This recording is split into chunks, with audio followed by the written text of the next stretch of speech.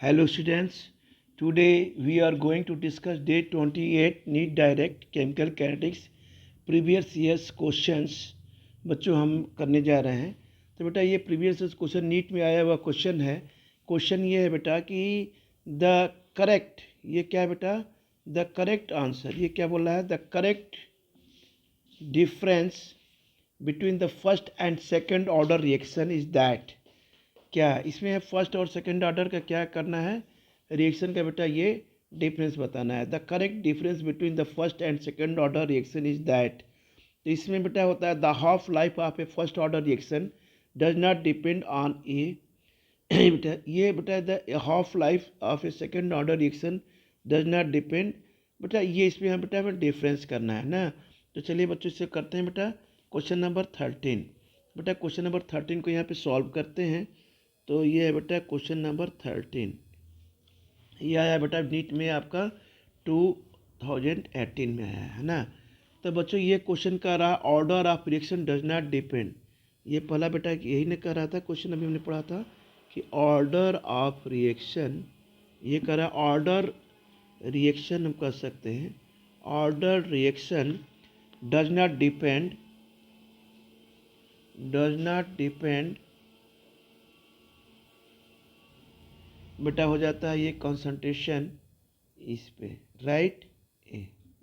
अब बच्चों का रहा the half life second order reaction, अभी ये तो हमने लिखा order reaction does not depend on इस, आप यहाँ पे लिखते हैं कि हाफ लाइफ, यहाँ क्या लिख रहे हैं बेटा, ये हो रहा है जैसे half life of A second order, इसमें हमें डिफरेंस करना है, of A second order reaction, second order बच्चों ये कर रहा है रिएक्शन, ये क्या है बेटा, डिपेंड ऑन, क्या कर रहा है बच्चों, ये डिपेंड ऑन, ये भी ये हो गया इस तरह से, है ना बेटा।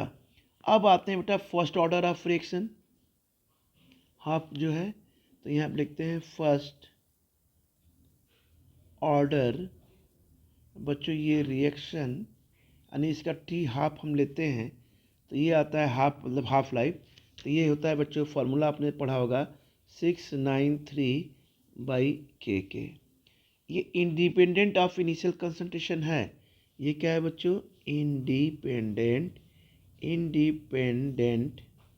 Independent of initial concentration, independent of initial बच्चों कंसंट्रेशन। यही बच्चों हम फॉर सेकेंड ऑर्डर के लिए लेते हैं, फॉर सेकेंड ऑर्डर के लिए बच्चों, तो सेकेंड ऑर्डर रिएक्शन में हम क्या लेंगे, यहाँ पे सेकेंड ऑर्डर रिएक्शन में बेटा हम लेंगे यहाँ पे ये ले लेंगे टी हाफ, ये बच्चों हो जाएगा 1/, बच्चों जो के एक्स, ये होगा बेटा इनिशियल कंसंट्रेशन, ये क्या हो जाएगा बच्चों, इनिशियल बेटा होगा ये कंसंट्रेशन के, है ना।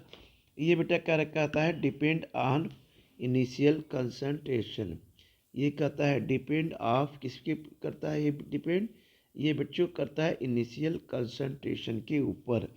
तो इसका करेक्ट आंसर जो होगा, करेक्ट आंसर बेटा का होगा बच्चों ये 2 होगा। देखिए करेक्ट आंसर बेटा क्या है यहाँ पे 2, and the half life of first order reaction does not depend on A, the half life of second order reaction does not depend, ये तो इस पर बेटा हम इस पर क्या करेंगे बेटा, सेकेंड आंसर है ना। तो सेकेंड आंसर में हमने ये कर लिया। अब बच्चों आते हैं हम यहाँ पे बेटा सेकेंड आंसर, ठीक है ना। तो ये अब आते हैं बेटा क्वेश्चन नंबर, हम आते हैं 14 पे, कह रहा when the initial concentration of A reactant is doubled the half life period of zero order reaction, ये बेटा होता है इज डबल्ड। अब कैसे होता है, आइए इसको सॉल्व करते हैं बच्चों, इसे बेटा कैसे होता है इसे हम सॉल्व कर रहे हैं। तो बेटा क्वेश्चन नंबर 14 क्या कह रहा है, आइए इसे सॉल्व करते हैं। ये तो बेटा क्वेश्चन नंबर 13 हुआ था, अब आते हैं बेटा क्वेश्चन नंबर 14 की बात करते हैं। तो 14 में ये कह रहा है हाफ लाइफ क्या हो रही है बच्चों, जीरो ऑर्डर रिएक्शन गिवन, तो यहाँ लिखेंगे half life of zero order reaction, of zero order. अब बच्चों ये है रिएक्शन, क्या आ रहा है यहाँ पे, टी हाफ का क्या है बच्चों, तो हम यहाँ पे ले लेंगे टी, बेटा ले लेंगे यहाँ पे हाफ, टी हाफ मतलब हमने लिया यहाँ पे ए, अब बेटा ये ले लिया आपने 2 ठीक है ना बच्चों।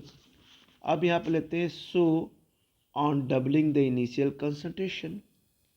हम यहाँ पे क्या करेंगे, यहाँ पे ऑन, अगर जो यहाँ पे हम डबलिंग करते हैं किसका, इनिशियल कंसंट्रेशन का, तो टी हाफ विल भी क्या होगा, ये भी हो जाएगा बच्चों डबल्ड, ये भी क्या होगा डबल। तो करेक्ट आंसर क्या होगा बच्चों 2। तो करेक्ट आंसर इसका होगा बेटा ये होगा, यहाँ पे करेक्ट आंसर बेटा होगा इस डबल 2। ठीक है ना बेटा।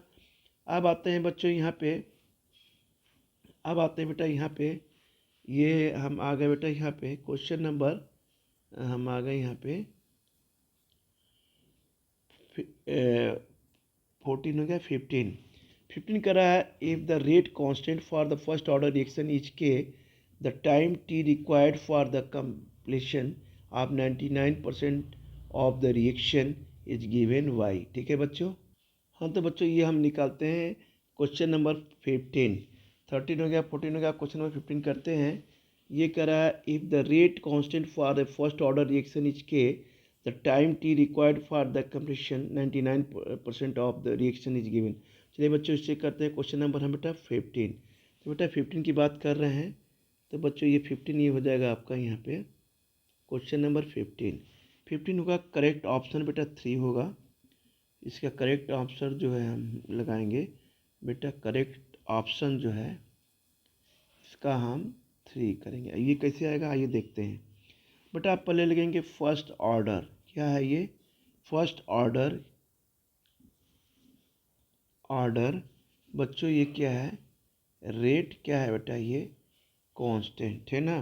तो k इज इक्वल टू क्या हो गया, ये 2.303 बाई टी इंटू लॉग है ना 100/1 के। तो ये बच्चों हो जाएगा 2.303 अपन टी इंटू लॉग 10⁻² के। तो ये बेटा हो जाएगा 2.303 बाई टी इंटू हो जाएगा 2 लॉग बच्चों 10 के। तो बेटा ये आंसर अगर हम सॉल्व करेंगे तो ये आ जाएगा बेटा 4.606 बाई बेटा के, इसका बेटा ये आंसर हो जाएगा। ठीक है ना। तो बेटा ये के, इसको बेटा हम सॉल्व करेंगे तो बेटा इसका आंसर यही आ जाएगा। ठीक है ना बच्चों। अब आते हैं बेटा question number 70। An increase the concentration of the reactants of a reaction leads to change in ये heat of reaction, threshold energy, collision frequency या एक्टिवेशन एनर्जी। तो बेटा ये है क्वेश्चन, ये कह रहा है यहाँ पे कि कोलिजन थ्योरी होगी। क्यों, यहाँ पे आंसर इसका होगा कोलिजन थ्योरी। बेटा कैसे होगा चलिए करते हैं। हम यहाँ पे ये कहना चाहते हैं, ये क्या कह रहा है कि इंक्रीज द कंसंट्रेशन ऑफ अगर रिएक्टेंट का कंसंट्रेशन क्या हो रहा है, increase the concentration of the reactant of a reaction leads the change. Concentration change होगा तो किस वजह से होगा, तो यहाँ बच्चों लिखते हैं यहाँ पे कोलिजन थ्योरी। क्या होती है बच्चों, कोलिजन थ्योरी। ये बेटा होगा, इसको सॉल्व करेंगे क्वेश्चन नंबर 17। ये भी नीट में आया हुआ है बेटा, नीट 2020 में आया है। तो ये यहाँ ऑप्शन होगा बेटा इसका कोलिजन थ्योरी। तो यहाँ हमने बच्चों ले लिया कोलिजन, अब बच्चों ले लिया ये थ्योरी। ठीक है ना बेटा। अच्छा यहाँ पे लिखते हैं थ्रेशोल्ड एनर्जी। ये क्या हो रहा है यहाँ पे, कोलिजन थ्योरी हो रही है यहाँ पे, और ये हम कह सकते हैं कि थ्रेशोल्ड एनर्जी हो रही है। तो यहाँ पे लिखेंगे it is the amount of energy needed to achieve the effective collision.